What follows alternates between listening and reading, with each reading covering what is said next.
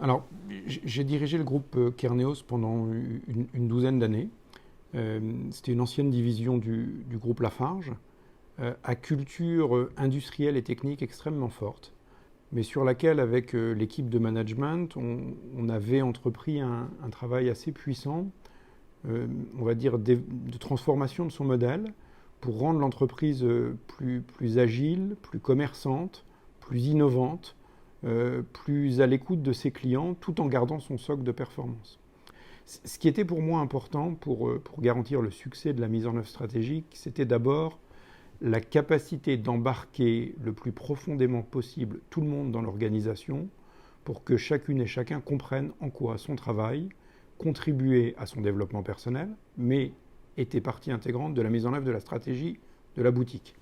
C'est souvent un sujet difficile, on a l'impression que la stratégie, quelque chose qui se décide dans un bureau à 2 ou 3 à la bougie le soir, alors qu'en fait c'est quelque chose qui se met en œuvre au quotidien partout dans l'entreprise. Donc on avait besoin d'alignement, et d'alignement qui allait assez loin, qui n'était pas juste de l'alignement d'exécution de décision, c'était de l'alignement dans l'évolution de la culture de l'entreprise pour la rendre plus transversale, plus ouverte, plus dynamique, plus tournée vers le client.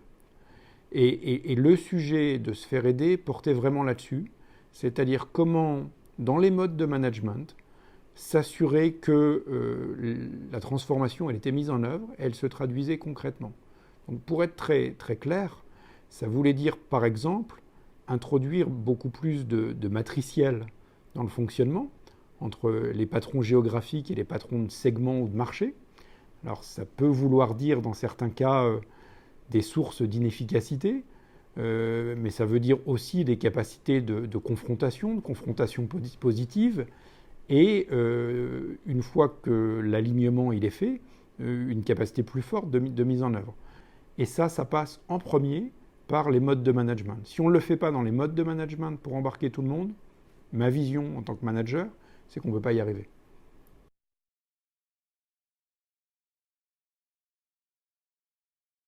C'est, je dirais, le fruit de mon expérience et puis peut-être de ma conception de la place du facteur humain dans l'entreprise. Mais pour être assez simple, je pense qu'il y a beaucoup de brillantes stratégies. Ce qui compte, c'est l'exécution. La plupart des problèmes viennent de l'exécution de la stratégie. Donc pour moi, le plus important, c'est de s'alimenter d'abord de la réalité du terrain. C'est ce que j'ai toujours essayé de faire. Pour ensuite mettre en œuvre une stratégie sur laquelle on est capable de l'expliquer partout dans l'entreprise. Que chaque collaborateur comprenne en quoi, dans sa fonction, il ou elle contribue à la mise en œuvre de la stratégie. Soit dans l'orientation client, soit dans l'excellence opérationnelle, soit dans la sécurité, soit dans la qualité. Mais il n'y a pas un poste dans l'entreprise qui est déconnecté de ça. Et c'est ça qui m'a animé pour travailler avec ma garde rapprochée sur la mise en œuvre d'un référentiel de management, pour que là aussi tout le monde parle la même langue et comprenne ce que ça voulait dire manager ses équipes, et pas juste manager son patron ou manager son business, son activité et ses résultats.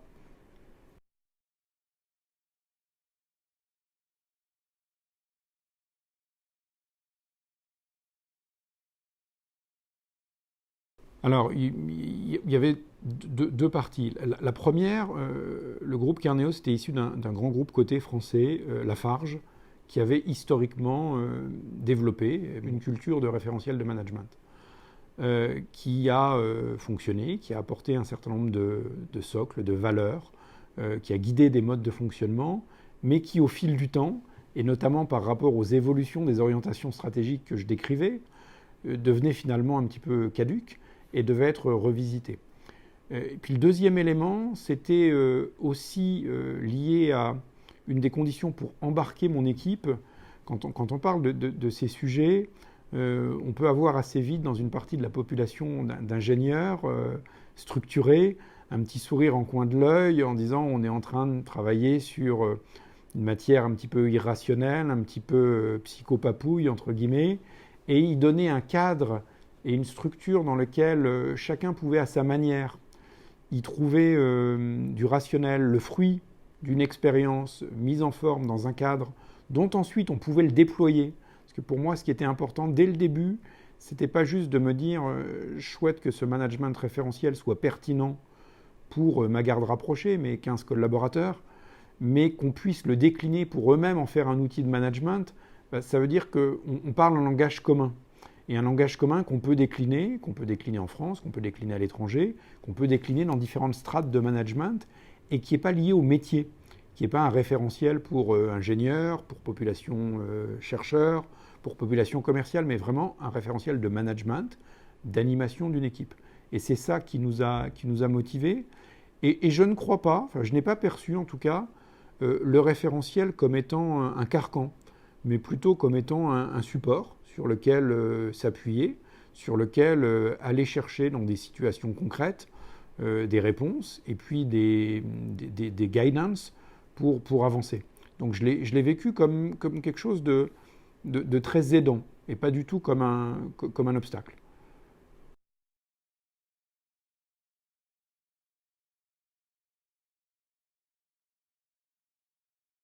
Alors je souris parce que il y a un moment, je m'amusais dans mes interfaces avec non pas mes collaborateurs directs, mais en descendant dans l'organisation quand je faisais des visites sur le terrain, à me dire, tiens, ces personnes-là ont-elles déjà bénéficié de la formation ou pas? Et dans la manière d'appréhender les problèmes, souvent j'avais une réponse et un avis sur la question. Parce qu'effectivement, je trouve que l'impact de la formation est effectivement très fort, très immédiat et très concret. Donc d'abord, comment est-ce qu'on l'a déployé? Ma théorie du management, c'est que le poisson, il pourrit par la tête. Donc on a d'abord, en termes d'exemplarité, consacré, nous, équipe de management, y compris moi, un temps réel à réaliser cette formation, à bénéficier de la présentation du référentiel et à adresser des cas très concrets de situations pour voir comment les gérer. Donc ça m'a permis d'embarquer ma quinzaine de collaborateurs directs sur le sujet et j'ai instantanément vu entre eux, dans leur mode de fonctionnement, des changements dans les attitudes et puis la mise en tension positive versus une conflictualité face à l'objectif commun d'atteindre le développement de l'entreprise.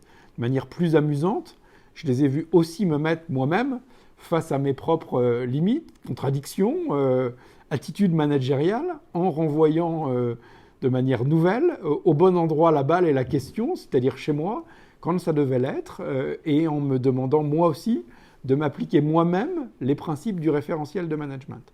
Donc je dirais collectivement, dans ce premier cercle, ça nous a fait beaucoup progresser.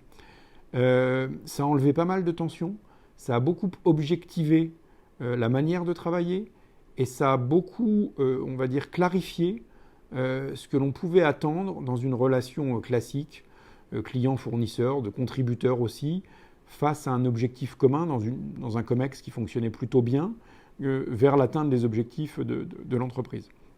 Deuxième sujet, on a fait un pari assez fort que je ne regrette pas du tout, c'est-à-dire qu'on a choisi de déployer ce référentiel non seulement en France, mais à l'international. Je ne voyais pas comment un manager français allait agir avec la compréhension d'un certain référentiel avec ses équipes en France ou ses collègues français, et pas le faire quand il travaillait avec son collègue américain, indien ou allemand.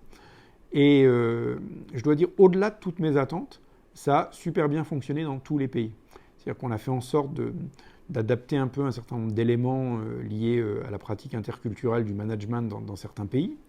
Mais globalement, la pertinence du référentiel s'est avérée très bonne pour embarquer toutes les équipes et puis que tout le monde dans l'organisation parle la même langue. C'est-à-dire que ce n'était pas l'espéranto, c'était la langue du management campus qui voulait dire qu'est-ce qu'on attend quand on travaille ensemble sur un projet, l'un de l'autre, quelle exigence, quel management des personnes, quel type d'interaction, quel processus décisionnel. Et ça, c'était hyper important. Et comme je l'ai dit, j'ai vu au fil du temps les comportements sur le terrain de manière extrêmement concrète changer. Ça veut dire aussi, j'ai senti une adhésion encore plus forte à la mise en œuvre de la stratégie en se disant, c'est pas juste on nous explique la stratégie, c'est on nous donne les moyens de contribuer encore mieux à sa mise en œuvre. Et je trouve qu'à tous les niveaux de l'organisation, ça a été très positif. On est allé quand même assez loin. on est allé sur une organisation qui devait faire 600 ou 700 personnes, à former 150 cadres sur une période de 2 ans, donc quelque chose d'assez profond, et qui a été marquant et qui, j'espère, de manière durable, impactera le mode de fonctionnement de l'entreprise.